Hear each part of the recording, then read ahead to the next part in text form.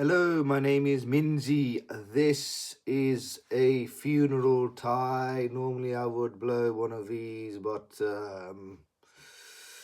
not with my chest infections, and it's technically during fasting hours, so this can get to fuck.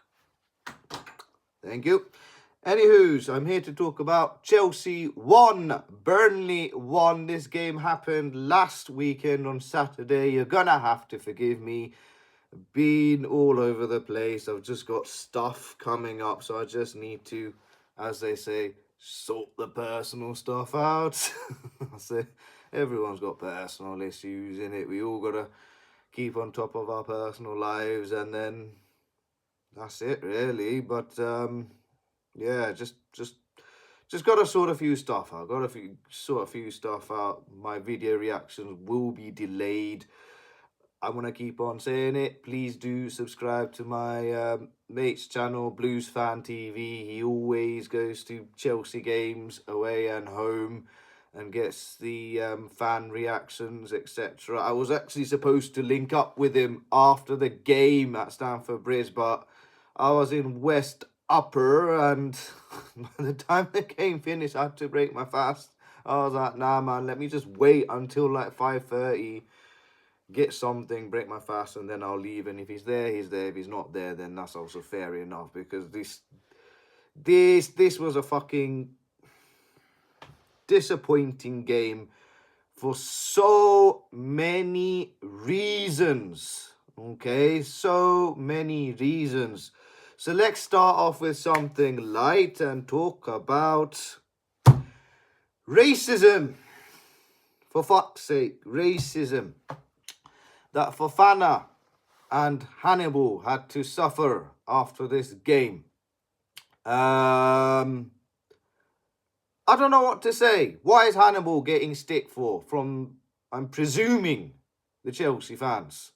I mean, if Burnley fans are giving him grief, I'll be very, very, very shocked.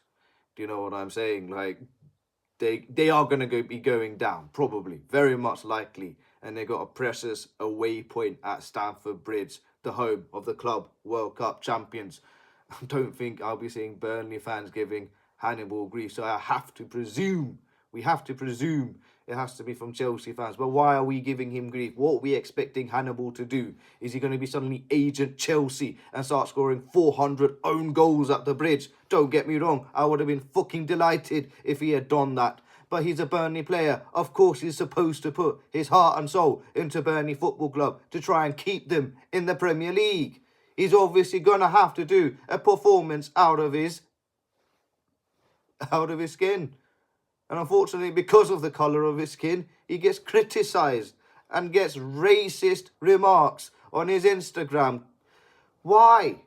Just what? Like I said, what's he supposed to do? Is he supposed to be scoring plenty of own goals for Chelsea? I don't think so. It's his job to do a performance for Burnley. He's done his job. He's had a fantastic game. He's really had his fantastic game. So why are we giving him racist grief? All right? And then Fofana, our own Chelsea player. All right? Look at this shit. Look at it. He's getting fucking abused on his own profile, yeah? And this is what he put on his Instagram. This is what he screenshotted. This is on his archive stories. He can easily bring this up. But let's flick through from this profile by Amin Jebali. Fucking hell. This one by Hafiz. It gets worse. Adam Sahim. A little word at the bottom over there. That's on Fofana's Instagram page. Obviously, it's gone now, but it's on his archives. All right? There are others as well that I'm sure he received. Okay? Bloody hell, what is wrong with us, Chelsea fans? Some of us Chelsea fans. Some. All right? Not all. All of us Chelsea fans who go to the Bridge are quality supporters. We always support our players. We always stick with them through the high times and stick with them through the tough times, all right? We don't throw them under the bus. That's why we're Chelsea fans. We are through and through Blues. But these dickheads ruin it. These fuckheads ruin it. I was going to slightly talk about the Vinicius Junior and Prestiani situation. And I do think Prestiani should be banned. All right? He put his shirt over his mouth to cover what he wanted to say to Vinicius Junior and in front of Mbappe and Camavinga. I don't think he was discussing Benfica tactics. He must have said something horrific. Okay, he must have said something absolutely horrendous for Vinicius Junior to react the way he did. All right, if he called Vinicius Junior a stupid prick, I don't think Vinicius Junior would mind that. All right, it's not a nice criticism, but I think he would probably play on the fact that he's given the reaction he did. He must have said something horrific. Again, we don't know. He's put the shirt over his mouth, so cameras can't capture what he said. We can't understand what he said or done, and whatever criticisms he said of Vinicius Junior, we'll never know what he was saying to him. But like we said, we have to presume it wasn't nice. And it wasn't discussing Benfica's tactics or Real Madrid tactics or how the game was going. So I think he should be banned. And what's wrong with Vinicius Junior's celebration? You know, what's he supposed to do? Like, do a normal celebration? What's the normal celebration? What was wrong with his celebration at the corner flag? I don't understand. And luck, would you know, Vinicius Junior's goal is the one that settles the tie and knocks Benfica out. Nothing wrong with the club. I've got nothing wrong with Benfica as a club. They're a wonderful club, but you know, it needs to be investigated, whatever Prestiani said, because it couldn't have been nice. It couldn't have been nice for Vinicius Junior to react like that. You know, I don't care that it keeps happening to him. Why does it keep happening to him? At the end of the day, strikers are meant to be dickheads. We've had Costa, all right? Man United have had Rooney and Ronaldo. Okay, guess what? They're all dickheads, but we love them because they done a job for us. Costa's won us 2 league titles. Rooney and Ronaldo's won plenty of league titles for Manchester United. And of course, Vinicius Junior's won many a thing under Real Madrid. Yes, they're annoying. Yes, they're pricks. But guess what? Because they're pricks, that's why they win the trophies. Simple as. So let the investigation run its course over there. Let's see what exactly was said and not said. And maybe I think the most concerning thing about the whole comment section was Prestiani's sort of response to that. If somebody accuses me of racism, I'd go full hilt and tilt and say, fuck off. That's not in my character. I'm going to now sue for defamation. He didn't say anything along the lines of that. So maybe that was a bit of a telltale sign. But we don't know. We don't know. He put the shirt over his mouth, so we don't know what he said. But for Fofana, we definitely know what was said to him because the user profile names are there. The evidence is there. It's all on his Instagram story. And those 3 names, again, I can't make a presumption. I can't make a presumption. But if the Islamic names, you have to realize 2 things. It's a holy month of Ramadan. You're supposed to be getting closer to God. And number 2, Fofana's Muslim as well. Fucking hell's wrong with you wankers. And even if you're not Muslim, you don't act like that anyway. Doesn't matter what faith you are, doesn't matter what race you are, doesn't matter what country you're from. Stop behaving like a fucking prick, for fuck's sake. Alright, Fofana, yeah. He had a brain fade moment, okay? It cost us the game. But did he cost us the game because of the colour of his skin or a brain fade moment like every other human being have in this entire universe? I think we know the answer to that. I think we genuinely know the answer to that. It's sad that I have to start the video off talking about something as heinous and serious about something like that, but it needs to be addressed. It needs to be addressed.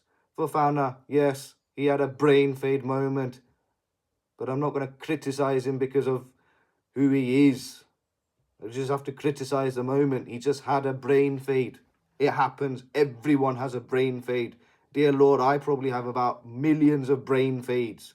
And to be fair to Fofana, he actually, for up to 70 minutes, had a very good game because Chelsea was so shit in this game. If I have to be very honest with you, Burnley probably and should have got 3 points in this game. We were awful. We were fucking awful. Leeds and Burnley were our easy fixtures at home. Now we're fucked. We've got Arsenal away this... Fucking Arsenal away this Sunday. Fucking Arsenal again this fucking Sunday. We fucking better get something against them. I want those dickheads to lose. I want those dickheads to get absolutely drowned at the Emirates. Fuck Arsenal. And then we got Villa away. And then we got Newcastle at home. Everton away. Who else have we got? Who else have we got? We got Everton away. And I think we got Brighton away. Man City at home. Man United at home. Spurs at home. And then finally, I think we got Sunderland away. I don't think I don't know where our 3 points are coming from. Don't say Spurs at home is a guaranteed 3-pointer. It's never a guaranteed 3-pointers with those dickheads. All right? But where's our next 3 points coming from? I don't know. I don't know. And this sloppy defending, I can't take it anymore as a Chelsea fan. I sat there at West Opera and at no point was I comfortable in this game. We're all looking at each other going, Burnley are going to get something here. Burnley are going to get something from here. These dickheads are unbeaten in 2 away trips to Stamford Bridge. And they piss me off so much because it's not like Arsenal where they might remain unbeaten for 3, 4, 5 games. But at least Arsenal won't get relegated. We can try our revenge next season. Burnley, they'll go down and we won't see them again for another 3, 4 years. And they get to go away going, yeah, we haven't lost at Stamford Bridge in 2 bloody Premier League visits. For fuck's sake. And they got 7 of their 8 points have come against us at Stamford Bridge. They had 8 points against Chelsea and 7 of them have been at Stamford fucking Bridge. I don't know what to say anymore.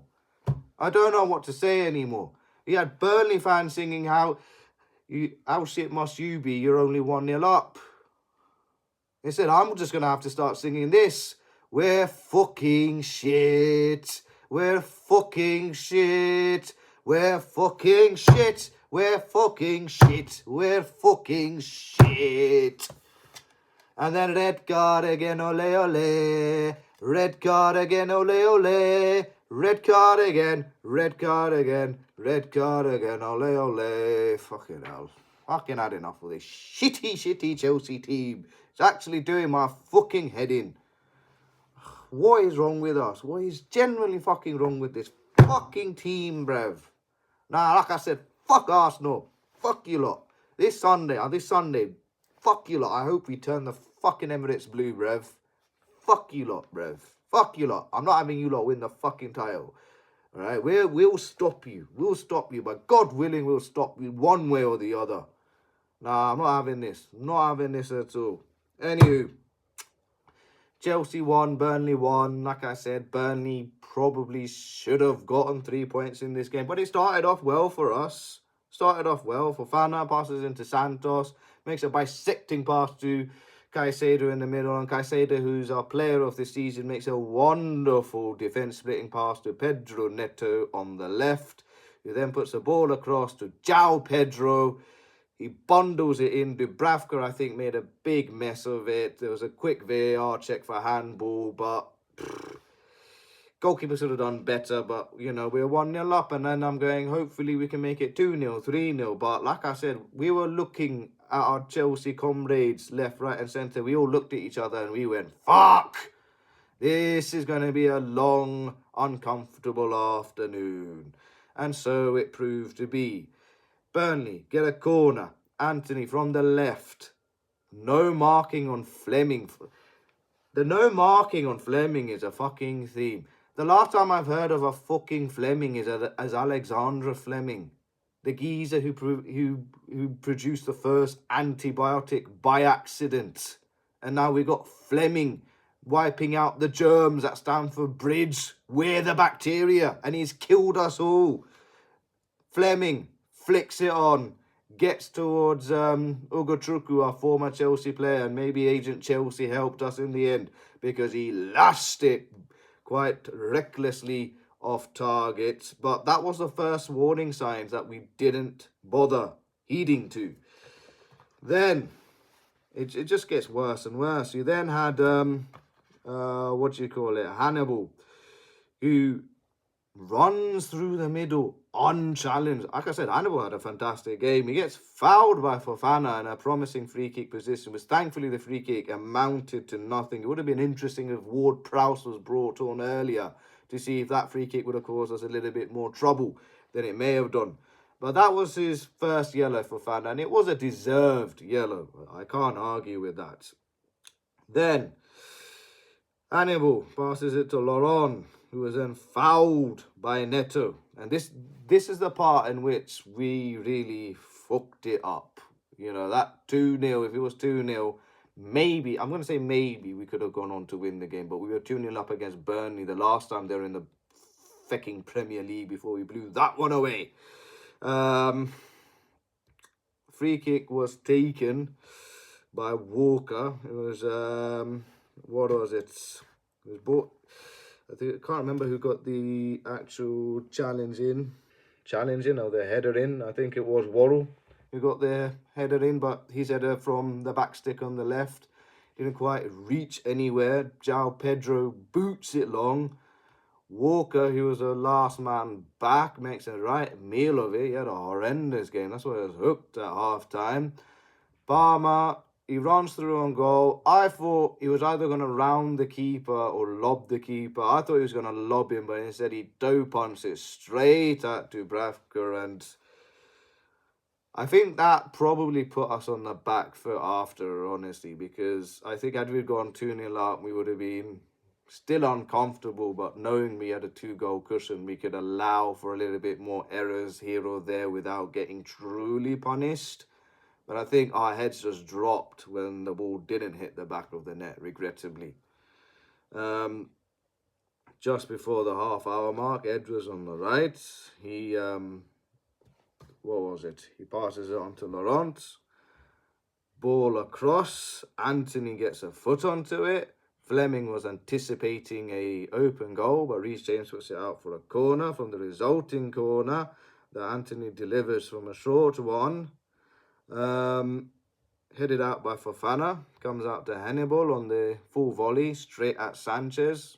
We weren't dealing with any of the corners. Burnley were putting on. Don't know what to say. Humphreys, then in the second half, Humphreys, he has the ball, gives it away to Pedro Neto, slides a ball across to Cole Palmer, and Worrell challenges him from behind. He gets the ball first, but then his follow-through catches Cole Palmer's Achilles from behind. I think it should be a penalty, but it's one of those where the penalty can be given and the penalty can't be given, but surprised it didn't go for a VAR check, or not that we were made aware of. You know what I'm saying? But should have been a pen. I think it should have been a pen. But I'm not going to sit here and moan about that decision not going our way, because we didn't deserve anything from this game. Then Pedro Neto from a corner on the right. Again, it was going to be a little Pedro Neto, João Pedro combination, but Dubravka slips and João Pedro gets a little header onto it, but it goes over the bar. I think he should have scored. I think he really should have scored. Another wasted opportunity. Then 71 minutes comes in, and this is the game changer, really. Fofana, he goes from the outstretched challenge onto James Ward-Prowse, and he catches him. He absolutely clatters him. He knocks him out. It's a second yellow. You can't argue with that. You cannot argue with that. And then we ring in the changes, and this is where, again, what is it up with our managers? Like, Rossini and Maresca have done it. They've shot themselves. They've absolutely shot themselves. Neto off for Sarr. Achimpong on for Reece James. That shouldn't have happened. Reece James should have been on the pitch. I know he's had injuries, and maybe we're trying to protect him, but we needed a leader out there. You should have left Reece James on, personally. Hato on for who would you call it? Gusto. I do agree with that one because Gusto was on a yellow card. Fucking hell, Adere, bro. What is up with this guy? Every time he comes onto the pitch, it's like we all shit ourselves because we all panic. Agent Fulham on for flipping Cole Palmer. And then, what do you call it off? Delap on for Pedro. Which again, maybe I can understand it, maybe I can't understand it. I personally would have both of them on because Pedro was in a good sort of run of form and at least Delap can hold the ball, I guess. But no, we had 5 centre-backs and then he still had Santos, Caicedo and Fernandes protecting the defence. In a sense, we had fucking 8 defenders. 8 bloody defenders. And they sense blood, these wankers. These Burnley lot sense blood. From that point on, Burnley literally murked it. Humphreys onto Fleming. Fleming was brought down by Adebayo. That should have been a red card. I'm sorry. He was through on goal. How that was not called a foul, I'll never know. I think this referee had an absolutely stinker of a game. He would blow for fouls after the play had gone on 10 seconds later. Very inconsistent, but that should have been a red, personally, for Adebayo. We should have been down to 9 men. And then from the corner that came just before it, Ward-Prowse, he passes it on to, who do you call it? Who do I have here on my bloody screen paper? Ward-Prowse to Chuma, to Brun Larsen. He gets challenged by Santos. Santos ends up, what do you call it? Celebrating the challenge that he made for the corner, and from the resulting corner that is whipped in by Ward-Prowse. Fleming unmarked. The main striker, Fleming unfucking marked into the back of the net. Unbelievable. Then they had another corner on the right, which Ward-Prowse whipped in. Brun Larsen, unmarked, again, over the bar. 8 fucking defenders practically, and nobody's marking from a corner. Nobody. And then, with the last kick of the game, Enzo Fernandez, he wins a high ball, flicks the header onto Delap, he holds the ball on well, passes it on to Fernandez, he puts the ball out wide, left for Hato, puts in a cross in, at the back stick, Achimpong flicks it back to Delap, and Delap could have made a name for himself outside of the box. Does he have composure? Does he have the intelligence to put it into the back of the net? Can he pick a spot? The answer is no, the answer is no, and the answer is fucking no. Actually, I'm being a bit harsh with the intelligence. I'm sure Liam Delap is a very intelligible man. But I guess he saw the back pages and wanted to lash it into the top hand corner of the net. He got a little bit excited. But again, unlike those racist Chelsea fans, I'm not going to, criticise it because of the colour of his skin. The reason why Delap missed that chance is because he got a little bit carried away, just like every other human being on this planet. All right? Hopefully Delap comes in and gets a goal in our next game. Hopefully Fofana, when he comes back from his suspension, can have another quality game for Chelsea. All right?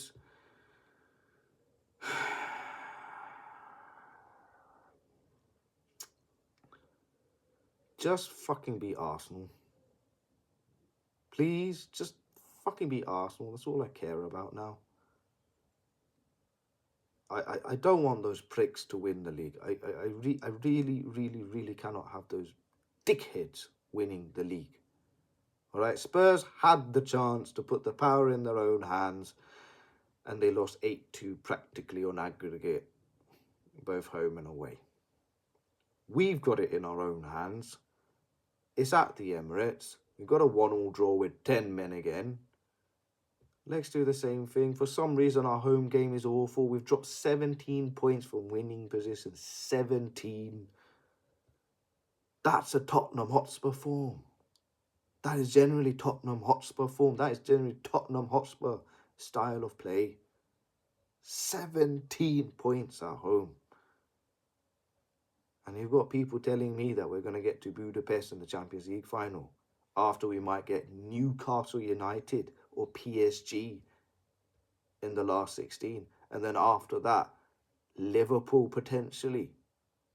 Liverpool, the same Liverpool that has unbelievable, fantastic nights at Anfield, and it's a cauldron, it's a nightmare for every single opposition team.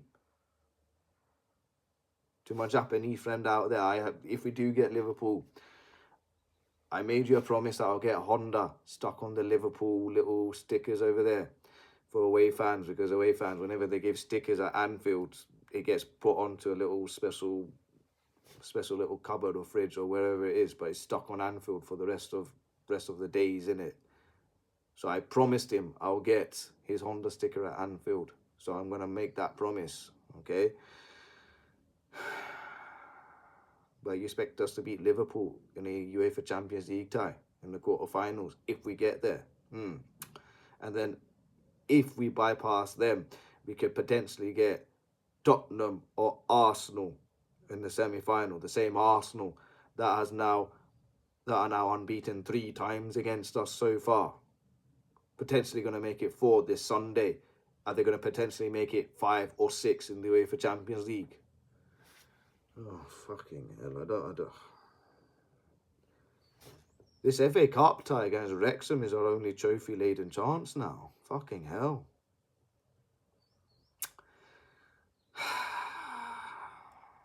Right, I'm going to try break my fast on some cyanide. This is fucking depressing. Goodbye, good night, God bless, and this world sucks. Good night.